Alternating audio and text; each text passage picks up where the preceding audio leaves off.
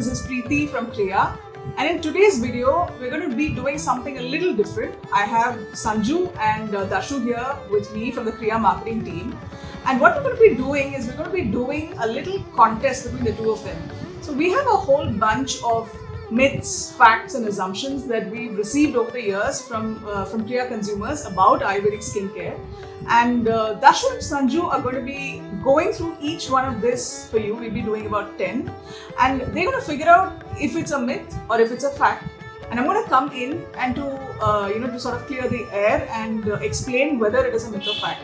So I'm very interested to know who's going to be scoring more on this quiz. So let the skincare games begin. So here's one we've received. Turmeric can help with skin lightening and brightening. Dashu, Sanju, go. Fact. Okay, I feel like someone's leaked the question paper. Okay, but yes, turmeric can help with skin lightening and brightening. So turmeric is one ingredient in Ayurveda which is called a Kanti Vardhaka ingredient. Kanti meaning luster. So yes, it can help with skin brightening. But the use of the word lightening is a bit problematic because in Indian skincare, especially in Ayurvedic skincare, we don't really look at fairness as a greatly desired skincare benefit. In Ayurveda, in fact, the Acharyas tell us that there are 3 desired shades of skin color. It is Gaura, Shama and Krishna. Gaura meaning fair, Shama meaning dark, and Krishna meaning really dark, right? So the whole concept of using a herb to lighten skin is not part of an Ayurvedic practice. But what turmeric can do is brighten the skin to the extent of whatever tanning could have occurred in that skin shade. So it's not going to make your skin 10 shades fairer. It is going to add luster and brightness to skin.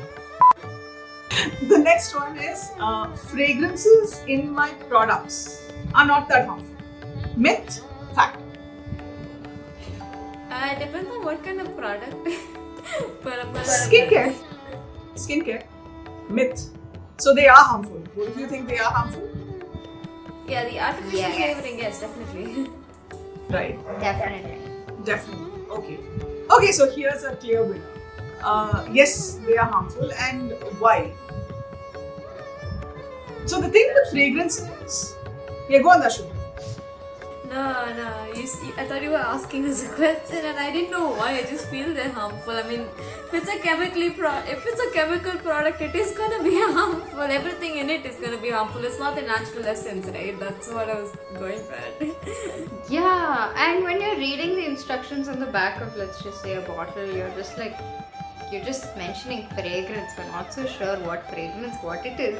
You could have just dumped something and just call it a fragrance. So I'm like, no, I don't think it's good for you. That's kind of a fishy ingredient to put in. And you can actually even tell the difference when they've used an artificial flavoring or smell, because like the scent itself will be very like even if you take orange, right, like an actual orange scent smells so mellow and it's not very strong, whereas if you like look at a product that's using the same thing but it's artificially put, you can tell it's so much more citric, which in itself is like a giveaway to okay, it's not properly done. So the thing with a functional fragrance, which is what is added to all skincare and all personal care and home care products, is that it is engineered using many chemicals. Most of them contain up to 300 ingredients, and they are engineered to behave in a particular way. So it's not just a simple fragrance. It is also engineered to linger on your skin, to linger on cloth, to bloom in the bathroom, to trigger certain impulses. And in general, it's not even general, specifically across the industry, natural ingredients are usually not used because natural ingredients come with their own set of challenges, right? So for example, I remember once we were trying to work on a functional fragrance of a particular flower, right? When we tried making a functional fragrance based on the natural extract of the flower, the fragrance actually changed color in the presence of sunlight. It actually became red, right?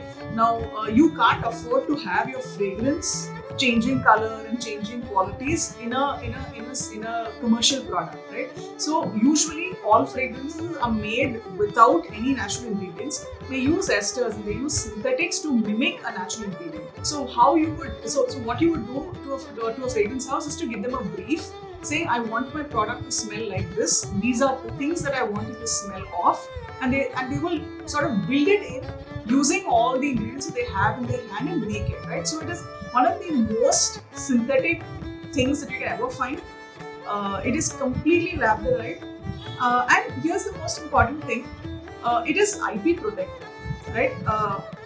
It is IP protected for the fragrance house who's making it. So they are by law not required to disclose what all went into making that fragrance, and that fragrance contains a frightening number of ingredients, right? So even if they were safe, which we don't really know because we don't know what is going into the fragrance, any one of those could trigger an allergic reaction, and it is very common, to trigger respiratory reactions and skin reactions with fragrances.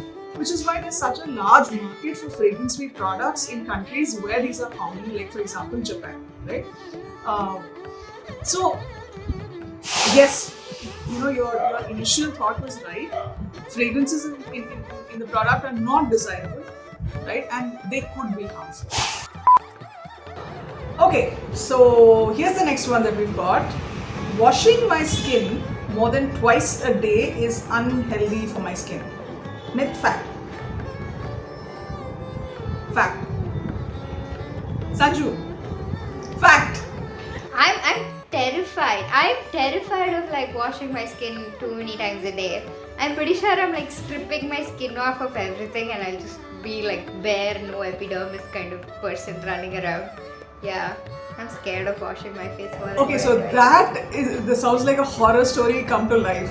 Washing your epidermis off sounds pretty horrible. That sounds very scary. Now me, I don't know. I've seen people who wash their face like some 5-6 times, and something is odd about it. I'm like, why? Why would you like? I understand, like you feel dirty and all of that, but it just feels too much. And anything done too much is like bad. So I'm like, okay then. Right. So here's the thing that Ayurveda tells us, and I'm going to be separating the whole coronavirus thing. There is a problem today because when you do go outside and you come back, people are washing because they want to sanitize themselves. So I'm going to keep that out of the equation right now. So the thing with water, and water has different properties according to Ayurveda depending on how we process it. Now, cold water, has a particular property. Boiled water has a particular property. Water that comes from a river has a property. Water that comes from from the akasha or from the clouds has a different property, right? So each of these have different properties on the skin.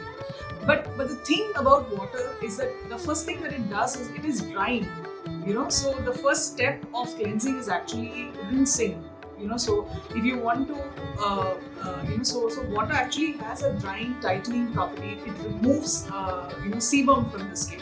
It does not remove your epidermis, but it does remove sebum, from your skin.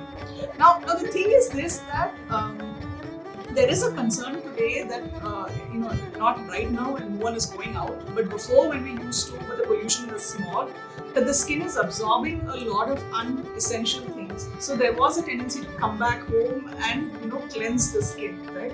And for anyone who's ever traveled using public transport, or I've traveled in the Bombay local, that is entirely true, right? You do carry a lot of stuff in your skin. So it's okay to wash your face maybe twice, right? That's the maximum that we would recommend. But like Darshu was mentioning, there is a habit, especially for people with excessively oily skin, acne.